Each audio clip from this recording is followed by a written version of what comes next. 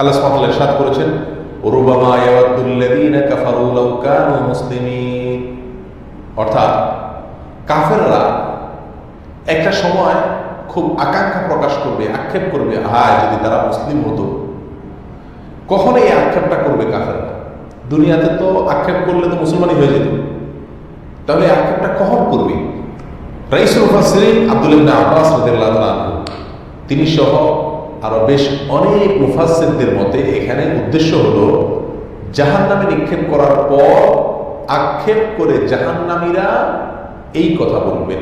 জাহান্নামীদের মধ্যে দুই ধরনের লোক থাকবে, এক তো হলো অমুসলিম কাফেররা, আর দ্বিতীয়ত হলো মুসলমানদের মধ্যে যারা পাপিষ্ঠ এবং তাদের পাপ বা গুনাহের পরে তারা তওবা করেননি অথবা তাদের তওবা কবুল হয়নি, এরকম লোকেরা জাহান্নামে যাবে।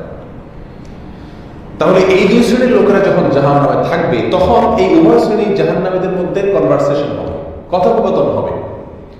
অমুসলিম জাহান্নামী মুসলিম জাহান্নামীকে বলবে যে তোমরা তো তাওহীদবাদী ছিলা, মুসলমান ছিলা, তো তোমরাও জাহান্নামে। আমরা তো আল্লাহকে বিশ্বাস করি নাই, আমরাও জাহান্নামে, তো লাভ হইল কি? তোমরা মুসলমানদের হইলা, তাওহীদ লালন করলা, ফায়দা কি হলো, লাভ কি হলো? তোমরাও জাহান্নামে, আমরাও জাহান্নামে।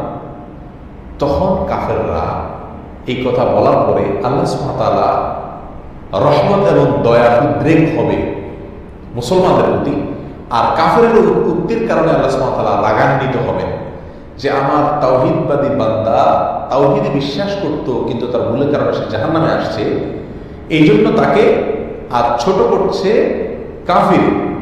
তখন আল্লাহ সুবহানাহু ওয়া তাআলা ওই মুসলমানকে, যে ব্যক্তি আগুনে পুড়ছে, জাহান্নামে পুড়ছে, শাস্তি ভোগ করছে, শুধুমাত্র কাফেরের এই উক্তির কারণে আল্লাহ তাআলা তাকে মাফ করে দেবেন। বলবেন, যাও, তুমি যেহেতু দুনিয়াতে তাওহীদবাদী ছিলে, সেজন্য আজ তোমাকে আমি কি করে দিলাম? ক্ষমা করে দিলাম। ঠিক তখন রুবামা ইয়াওয়াদ্দুল্লাযীনা কাফারু লাউ কানু মুসলিমিন,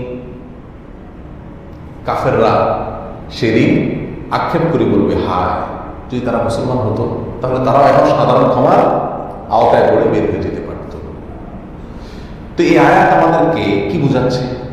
এই আয়াত আমাদেরকে বোঝাচ্ছে যে মুসলিম যদি অন্যায় করে, অপরাধ করে, যার জন্য সে জাহান্নামে যায়, আল্লাহ সুবহানাহু ওয়া তাআলা চাইলে যেই কোনো সময় তাকে কি করবেন?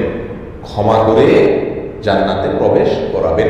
অতএব জাহান্নামে গেলে সে চিরকাল জাহান্নামে থাকবে, এই উক্তি মোটেও কি নয়, সঠিক নয়। রাসূল আকরাম সাল্লাল্লাহু আলাইহি ওয়াসাল্লামের বহু হাদিস পাওয়া যায়, যে হাদিসগুলো থেকে স্পষ্ট প্রমাণিত হয় যে জাহান্নামীদের মধ্যে থেকে যারা মুসলিম, যাদের মধ্যে ঈমান আছে, তাদেরকে আল্লাহ সুবহানাহু ওয়া তাআলা জাহান্নাম থেকে কি করবেন? এক সময় বের করবেন।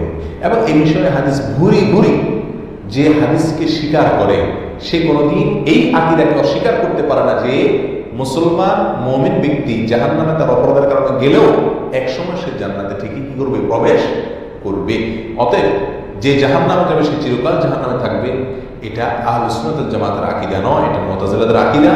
এই ভ্রান্ত আকীদার উপরে আমাদের সচেতন থাকা উচিত, সাবধান থাকা